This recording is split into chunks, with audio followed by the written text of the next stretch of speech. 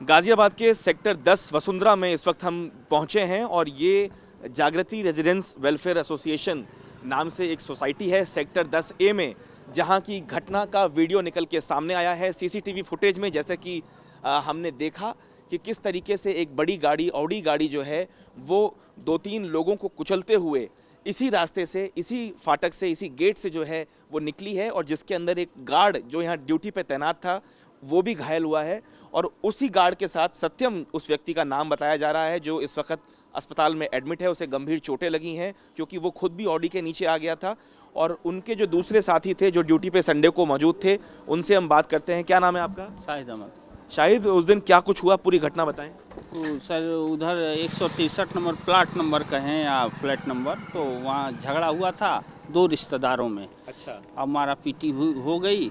फिर एक पक्ष लड़की पक्ष के तरफ से मतलब कार से लोग आए मार पीट करके, और उधर से कुछ 55-60 मेरा आइडिया है कि वो औरत थी और चिल्लाते हुए आ रही थी कि गाड़ी रोको रोको, जो है हमारे पति को बहुत मारे हैं। उनके पति का सर फोड़ दिए थे लोग, खून बह रहा था और कपड़े भी गंदे हो रहे थे। तो हम लोग ने गेट बंद कर दिया। गेट बंद करने के बाद से वो जो है गार्ड साहब ये गार्ड, उसके बाद दूसरा वाला गार्ड ने बोला कि सुपरवाइज़र को बुलाओ। मैं सुपरवाइज़र को बुलाने चला गया। फिर उसके बाद से जो घटना हुई, मैंने सुना कि वो गार्ड के ऊपर वो गाड़ी मैंने बैरिकेटिंग तोड़ के गाड़ी चढ़ा के भाग गए लोग। जो गाड़ी मतलब आप कह रहे हैं कि उस गली से तेज़ी से रफ्तार से आई है, जो सीसीटीवी में नज़र भी आ रही है, उसने ही गार्ड को यहाँ भी कुचला है, आप हाँ, कह रहे हैं? तो कितनी गंभीर चोटें आई हैं सत्यम उनकी को? हड्डी टूटी है पाँव की? हाँ। अच्छा। और मांस भी फटा है। मांस भी फट गया? हाँ, और वो मैंने गाड़ी सीने पर भी चढ़ गई है। सीने पे भी गाड़ी चढ़ गई थी? हाँ, फिर वो इस रास्ते से निकल गए? निकल गया। तो ये जो मैं देख रहा हूँ लोहे का पिलर, ये क्या नीचे हो गया था या नहीं? क्योंकि ये तो काफ़ी हैवी पिलर होता है। नहीं सर, टेढ़ा हो गया है ये। टेढ़ा हो गया? हाँ जी, इसमें घसीट के गया है। जैसे ये धक्का मारे हैं तो कुछ ऊपर उठ गया है, टेढ़ा भी हो गया। ये बैरियर टेढ़ा भी हो गया और ये टेढ़ा इसे ये आपके सामने हुआ या आप चले गए थे यहाँ से? हम तो जब बैरियर बंद करके चले गए थे। अच्छा। इसके बाद मैं आया थोड़ी देर बाद तो पता चला कि गार्ड के ऊपर गाड़ी चढ़ा के लोग आ गए। ये वो दरवाज़ा है जो सीसीटीवी में नज़र आ रहा है, जिसको बंद करने की कोशिश की गई थी सोसाइटी के गार्ड्स द्वारा, लेकिन गाड़ी की रफ्तार कुछ इस प्रकार की थी कि उससे पहले ये दरवाज़ा बंद हो पाता, ये फाटक बंद हो पाता। जो यहाँ गार्ड ड्यूटी पे तैनात था उसकी कोशिश की गाड़ी को रोकने के लिए, क्योंकि वो गाड़ी लगातार 1-2 लोगों को पहले से ही कुचलती हुई आ रही थी। उसने यहाँ के जो गार्ड जो ड्यूटी पे तैनात था उसको भी कुचल दिया। और ये वो गली है जो सीसीटीवी में नज़र आ रही है सेक्टर 10 ए की। यहाँ 163 नंबर का मकान है जिन 2 परिवारों में झगड़ा हुआ है, और दहेज के मामले को लेके जो महिला है उसने अपने पति और अपने बाकी ससुराल वालों के ऊपर केस को दर्ज किया है कि दहेज के मामले को लेके मारपीट की गई। और उसके बाद ही जो है उन्होंने अपने बचाव के लिए यहाँ से गाड़ी भगाई, जिसके बाद उसमें 2 से 3 लोग घायल हुए। और इसके साथ साथ न केवल परिवार के लोग बल्कि जो गार्ड ड्यूटी कर रहा था वो भी गाड़ी के नीचे आ गया। इस वक्त वो हॉस्पिटल में एडमिट है, उसे गंभीर चोटें लगी हैं। उस घर पे इस वक्त हम मौजूद हैं जहाँ 2 परिवारों के बीच झगड़ा हुआ। आरोप ये लगाया जा रहा है लड़की के परिवार की ओर से कि उसके ससुराल वालों ने उससे दहेज मांगा, उत्पीड़न किया, जिसकी वजह से झगड़ा हुआ। और लड़की का परिवार जो एक बड़ी गाड़ी ऑडी में आया था वो किस तरीके से कुछ लोगों को बाहर कुचलता हुआ निकला, जिसमें कि एक गार्ड भी सोसाइटी का घायल हो गया। इस पूरे मामले पे बातचीत करने के लिए पूरा परिवार हमारे साथ इस वक्त मौजूद है, जिनके साथ लड़की के परिवार वालों का झगड़ा हुआ था। ये वो ससुराल वाले हैं जिनके ऊपर दहेज लेने का, दहेज मांगने का और उत्पीड़न करने का आरोप लगा है। आपका क्या नाम है? अक्षय कुमार। आप का क्या रिश्ता है लड़की के साथ? जी मेरी धर्मपत्नी है डॉक्टर इंदु सागर। इंदू सागर। अक्षय, मुझे ये बताइए कि जो सीसीटीवी फुटेज में नजर आया है वो 2 चीजें नजर आई हैं, एक तो झगड़ा और दूसरा कि किस रफ्तार से वो गाड़ी निकली और कुछ लोगों को रौंदते हुए यहाँ तक कि आपकी सोसाइटी के जागृति RWA सोसाइटी के गार्ड तक को कुचल के निकली है। क्या कुछ उस दिन हुआ था और किस दिन की घटना है? जी ये 8 तारीख की घटना है। 8 तारीख को सुबह मैं अपने काम से मुंबई चला गया था, ऑफिशियल काम से। तो इन लोगों की पहले से ही प्लानिंग चल रही थी और उन्होंने एक षड्यंत्र के तहत इस घटना को अंजाम दिया। उन्होंने कि क्या कहते हैं जान लेने के और क्षति करने के इरादे से वो पूरा परिवार क्या कहते हैं परिवार लोग आए थे और उन्होंने वही घटना को अंजाम दिया जो वो सोच करके आए थे। इसमें इंस्टिगेशन और प्लानिंग में क्या कहते हैं मेरी वाइफ ने उनको पूरा इन्फॉर्मेशन दिया कि किस समय घर पर कोई भी नहीं है। अभी क्या कहते हैं केवल दोनों वृद्ध हैं और वृद्ध में भी केवल मेरी माताजी थी, जिनके साथ घर में घुसते ही उन्होंने अंधाधुंध मारा पीटा है। एक 75 साल की महिलाओं को उन जवान वयस्कों ने इस तरह से मारा है कि मैं आपको क्या कहते हैं बयान करता हूं तो मेरा खुद का जीने पर मुझे अफसोस होने लगता है कि हम इसलिए जिंदा हैं कि अपने माँ बापों को इस तरह से पिटते हुए देखेंगे। उन लोगों को इतना भी वो नहीं आया कि वो 40 30 साल के 35 साल के जवान लोग हैं और एक बुजुर्ग को महिला को इतनी बुरी तरीके से मारेंगे। उन्होंने उनको मारते हुए घसीटते हुए घर से बाहर लेके गए हैं। इतने में फ़ोन चला गया है कि ये लोग यहाँ पर आके बहुत मारपीट कर रहे हैं। तो मेरे पापा पड़ोस में ही वहाँ पर बैठने के लिए गए थे। तो वो तुरंत, यदि कोई कल्प्रेट होता तो भाग जाते, भागने वो तुरंत क्या कहते हैं अपनी स्कूटी से तुरंत वहाँ पर पहुँचे हैं। वो बाहर ही थे, तो बाहर ही वो पापा नीचे थे, उन्होंने बाहर ही आकर के जब उनको मारना शुरू करा है, हैवानियत की सारी हदें पार कर दी हैं। उन्होंने बुजुर्ग आदमी को गुप्तांगों पर मारा है, बाल पकड़ के, उसकी बहन ने, उसके क्या कहते हैं डॉक्टर धीरज सोनी ने, कुशाग्र सागर, उसका छोटा भाई, उसके ताऊ जो क्या कहते हैं ओम प्रकाश, इन सब ने मिलकर के इतना मारा है कि वो मतलब वो बयान करने काबिल नहीं है। उसी केस में जब झगड़ा हुआ और शोर मचा तो सारे आस पड़ोस आ गए। अब वो उनको पता है कि ये चीज जो है आप बिल्कुल गलत कर रहे हो, अमानवीय कर रहे हो। वो ये भी समझ गए थे कि इनके, तो उन्होंने ये भी बोला उनको कि भैया आपका परिवार का मामला है, आप ये क्या कर रहे हो, क्या मतलब आप समाज को ये संदेश जाएगा। जब उनको पता लगा कि सब लोग आने लगे, इकट्ठा होने लगे, तो वो आनन फानन में मेरे माता पिता को मार करके कुशागर सागर ने गाड़ी, जब ये नीचे गिरे हुए तो इन पर गाड़ी चढ़ाने की कोशिश करी कि ताकि इनका गेम खत्म हो जाए। वो उन्होंने पूरी प्लानिंग कर रखी थी।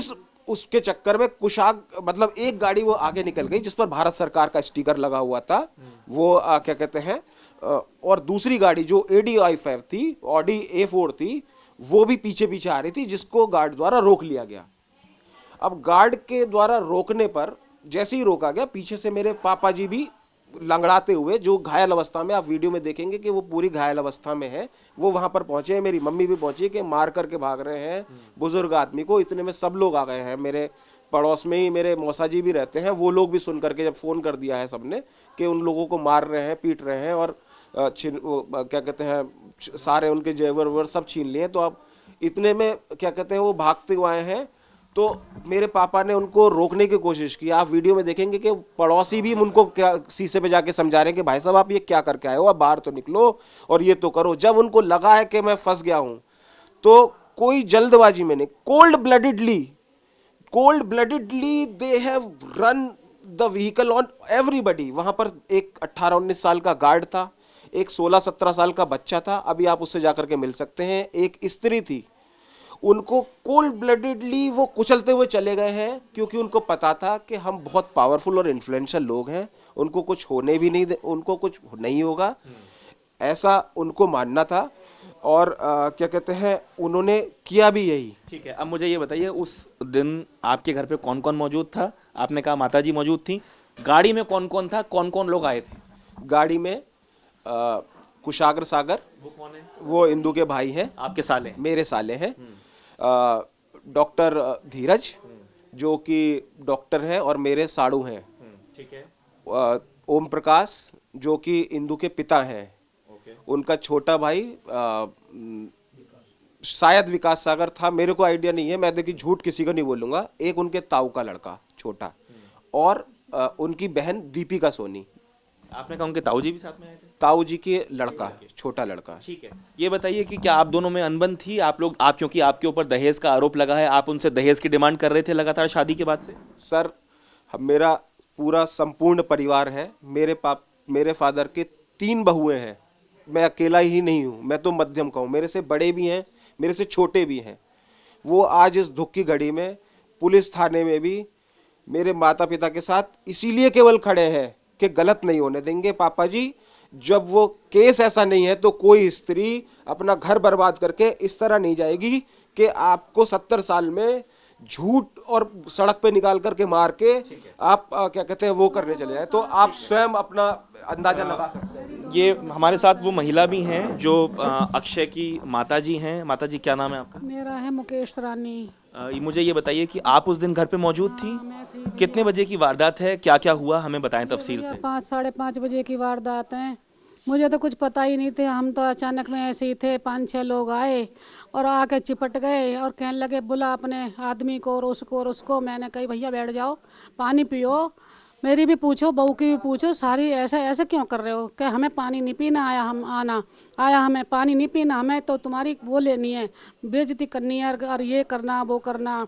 उसकी बहन ने, उसने, उसके भाई ने, उसके साड़ू ने बहुत मारा, बेइज्जती करी बहुत ज़्यादा। और एक उसके भाई पे कुछ ऐसा क्या पता गन थी क्या थी, वो मेरे रख दिया यहाँ। कहने लगा जेवर निकाल बुढ़िया, नहीं तो तेरी ऐसी तैसी कर देंगे, निकाल जेवर। अब बहू ने पहले ही पोटले बांध रखे थे उसमें। अब बस बुला अपने आदमी को। मेरा आदमी जब आया उनने दरवाजे पे ही घेर लिया और उसे इतना मारा, अंदर भी नहीं आने दिया, पटक पटक के वो बेहोश हो गए। और कह रही कि उसकी लड़की और उसके वो सब कह रहा उसका भैया के ने शराब पी ली है, इस आदमी ने शराब पी है। और उसमें ही मैं भी बेहोश हो गई। इतने इन्होंने सारा सामान निकाल के बाहर रख लिया। मेरा पोता भी बहुत रो रहा था। मैंने इन्होंने मेरे ससुर ने, इसके ससुर ने कही, मेरे पति ने, कह रही तू हिंदू इस सामान कहाँ ले जा रही है? तो भैया 2-3 जो कपड़े के पोटले से 2-1 से वो तो हमने रख लिए, बाकी वो अटैची और बैग और जन क्या क्या था, ज्वेलरी थी मेरी सार में, मेरे नाक कान देखो सब नंगे पड़े हैं। सबको लूट मार करके गाड़ी में भाग गए। एक गाड़ी निकल गई, दूसरी गाड़ी में जब ऐसा सबको पता चला तो फिर वो हमारे गार्ड के पास वो गाड़ी रुकी। तो जब न किसी ने हाथ मारा, भैया मन का ये बैरियर नीचे कर लेना, इस गाड़ी को जाने मत देना। अब उन लोगों को लगा कि हम अब भाग जाएंगे यहाँ से। तो फिर जो उन्होंने गाड़ी को एकदम उछाल कर ये सोचने लगे कि हम, तो उन्हें चीरती हुई सब कुछ चला गया। 3 लोग जो उसमें घायल हुए। कौन कौन? एक तो एक गार्ड है और उसके उसमें अटलांटा उसमें हॉस्पिटल में वो भर्ती है। इन्होंने उससे चुपचाप जाके पैसे दे दिए। हाँ, और आज भी जाके देखो आप कहाँ एक लड़का कुचला का जिसकी बाँह टूटी है। मेरे बहन के घर वाले थे, वो एक साइड पड़े थे, उन्होंने टांग उठा ली, नहीं तो वो भी बेटांग के हो जाते। और मैं भी उसी साड़ी में पड़ी थी, मेरा कान पान के मुझे नहीं पता क्या है। फिर वो भाग गए भैया। फिर वो गए पुलिस में, थाने में, उन्होंने भर दिए पैसे। हमारी पुलिस ने कोई सुनवाई नहीं करी। हमने कितने फ़ोन करे, 112 पे, 100 नंबर पे, हमारा किसी ने नहीं सुनवाई करी। ठीक है, आपका क्या नाम है? मेरा नाम रतनलाल। रतनलाल जी, मैं एफआईआर कॉपी पढ़ रहा था, उसमें आपका भी नाम है और आपके खिलाफ भी ये कहा गया है कि आप दहेज की लगातार मांग कर रहे थे। आपने कहा कि आपको थप्पड़ मारे गए, आपको लातें मारी गईं और आपको दरवाजे पे गिरा दिया गया। क्या कुछ हुआ? हाँ, ऐसा था कि जब वो लोग 5-6 लोग उन्हें आके मिसिज को इस तरह से मार पीट रहे थे, तो मेरी मेड ने जो है फ़ोन करके बताया कि अंकल जी आप यहीं पास में हो, तो आंटी जी की बहुत बेइज्जती कर रहे हैं, मार पीट रहे हैं। उनकी बहन जो है दीपिका है, वो झाड़ू से मार रही है और डंडा वंडा लाकर और हथियार भी लेके हुआ है। तो फ़ौरन मैं बोला मैं कि ऐसे कैसे हो जाएगा, क्योंकि आए बात करें, मैं जहाँ गलती पाया हूँ मुझको पनिश करें, आई एम रेडी, मतलब उसके लिए मैं तैयार हूँ कि मुझे पनिश करें, सज़ा दिलवाएं। भाई मैं मुकर रहा हूँ किस तरह से, और वो क्राइम मैंने किसी तरह से कोई, जैसे वो मुझ पर एलिगेशन, तो मैं एक्सेप्ट करूँगा अगर मैंने कोई गलती की है। मैं ध्यान साधना करने वाला बंदा हूँ, मैं ऐसा नहीं, मैं झूठ मेरे मुँह से निकलेगा ही नहीं। चाहे कोई भी बना के कहो, मेरे तो ये है, उसी हिसाब से मैं बोलता हूँ। ये भी कहते पापा आप सही इतने कहते हो, फंस जाओ, अरे फंस जान दे, कोई नहीं। आपके दरवाजे के बाहर मैंने देखा कुछ लोग कुचले गए, वो कौन थे जिनकी फुटेज सामने आई है? एक तो चलो यही बात पूछें तो ये है कि जब वो लोग गए हैं यहाँ से, जैसे कि पहले तो उन्होंने हमको पीटा, मेरे दांत भी टूट गया, ये दांत भी रखा है, ये दांत भी है मेरे पास। वो मारिए, वो क्या होती है इनकी बंदूक से, क्या हो, गन हो, क्या हो, सारा वो मारा। मेरा सारा खूनम खान हो रहा था सारा, तो वो मारा, मेरे दांत भी हिल गए, टूटे। थप्पड़ मारे हैं तो मेरे सारे रात कान में जो है, मतलब पर्दा शायद फटा है, नहीं फटा, पर्दा तो नहीं फटा है, लेकिन सारा घुन घुन हो रही है मतलब। पुलिस से क्या बातचीत हुई आपकी? हाँ, तो उसके बाद चलिए जो भी कुछ हुआ बाकी आपको इन्होंने बता ही दिया होगा। पुलिस के पास हम जभी जैसे कि वो मारमूर के वो गए, तो फिर हम भी पुलिस के पास गए। हमने पहले भी मतलब उनको पुलिस को जो इन्फॉर्म किया था, वो पहले भी पुलिस में होकर आए थे और वो सारा सुनियोजित मतलब उन्होंने वो किया है मतलब प्लानिंग। तो यहाँ से आप क्या कह रहे हैं, यहाँ से वो सीधा कोतवाली गए हैं? शायद वो बता रहे थे। हाँ, हम फिर उसके बाद गए ना, जैसे यहाँ कांड हो गया जो भी है, तो हम भी गए कि भैया वो FIR करनी चलो। तो वहाँ पे यहाँ पुलिस वाला भी यहाँ पे आया था, तो बोले वहाँ पे चल के नहीं है, तो हम वहाँ FIR देने गए। तो उन्होंने जो है, और वो भी बैठे थे, तो उन्होंने उनकी तो जो सुनते रहे हों, ले रहे हों, कर रहे हो, देखो हम नहीं जानते उन्होंने क्या दिया है, क्या किया है, बल्कि वो अप्रोची आदमी है। एक तो कमिश्नर था, एक बहुत बड़ा सीनियर डॉक्टर था, उसकी घरवाली भी डॉक्टर थी, ये सारे लोग अप्रोची नेता वेता भी लोग हैं सारे, तो ये थे। और बाकी हम लोगों ने जो वहाँ हमको बैठाए रखा कि आप एप्लीकेशन लिखो, ये लिखो, और 9:30 बजे तक बैठाए रखा। उन्होंने हमसे ना पूछा कुछ भी, बोले अब आप जाओ, कल आ जाना। हमारी ना परसों ली ना कल ली, और हमने बहुत रिक्वेस्ट कर ली कि भाई ये तो ले लो, तो लेकिन हमारी तो ना कोई एप्लीकेशन। कि अभी जो आपकी पत्नी है इंदु, वो कहाँ है? वो अपने, मुझे आता ही नहीं है, लेकिन वो शायद अपने उनके साथ ही चली गई हैं। चंडीगढ़ है? चंडीगढ़ है, मेरे को आइडिया नहीं है। ससुराल कहाँ है आपका? मेरा ससुराल हापुड़ है, लेकिन वो रहते चंडीगढ़ हैं। उनका सब बहुत सारे ठिकाने हैं। मेरठ में उनके मामा और वो सब लोगों का एक पूरा एम्पायर है इन लोगों का, जो मतलब एक उसकी तरह काम करते हैं। ये मेरे को शुरू से ही ये लोग थ्रेट दे रहे थे इस तरह की। झगड़ा किस बात पे था, मैं सीधे तौर पे जानना चाहता हूँ, किस बात पे झगड़ा था? कोई भी किसी भी तरह का कोई झगड़ा नहीं था। केवल एक ही क्या कहते हैं इशू था, वो ओवर इन्फ्लुएंस होने के कारण से वो हमेशा मेरे वृद्ध माँ बाप और हम पर हावी होने की कोशिश करते थे, जिसका हमें मेरे को घर चलाना था, तो मैं शांति से तो करता था, लेकिन मुझे भी ये चीज ऐसा लगता था कि यार जैसे एक मतलब घुटन जैसी हो रही है। उसी के बीच हमने एक दिन पहले सब लोगों ने मैंने जिया जी को भी मतलब अपने जो बिचौलिया थे उनको बोला, और हमने सबने ये निश्चित किया, उनके फादर ने, हमने, कि सैटरडे को हम लोग मिलेंगे, जिसका साक्ष्य आपके पास हमें सब मिल जाएगा। आपको मतलब व्हाट्सएप पर हमारी कम्युनिकेशन है और सब है। लेकिन वो सैटरडे को नहीं आए। फिर मैंने उनको बता दिया शाम को जब वो नहीं आए कि मैंने, पापा संडे को मेरी फ्लाइट है, मैं जा रहा हूँ, और क्या कहते हैं हम जब मैं आऊँगा तब हम मिलकर के बातें करेंगे, कोई बात नहीं है। आपके पीछे से आए वो? लेकिन वो सुनियोजित तरीके से उसके भाई के इन्फ्लुएंस के कारण नोइंगली वो पीछे से आए। तो ये वो परिवार है जो इस वक्त हमसे बातचीत कर रहा था। ये सीधे तौर पे आरोप लगा रहे हैं लड़की वालों के ऊपर कि वो इन्फ्लुएंसर लोग हैं, पैसे वाले लोग हैं, सुनियोजित तरीके से उन्होंने इन पर हमला किया, इनके वृद्ध माँ बाप को मारा पीटा, और उसके बाद कई लोगों को कुचलते हुए वो यहाँ से फरार हो गए। इनका ये भी कहना है कि पुलिस इनकी बात नहीं सुन रही है, बल्कि खुद इनके ही परिवार के खिलाफ दहेज उत्पीड़न का केस दर्ज हो गया है। ऐसे में इनको भी न्याय की गुहार है गाजियाबाद की पुलिस से। वीडियो जर्नलिस्ट सुनील के साथ शिवांग माथुर, TV9। दिल्ली NCR की हर छोटी बड़ी खबर जानने के लिए सब्सक्राइब करें अपना पसंदीदा चैनल TV9 दिल्ली NCR।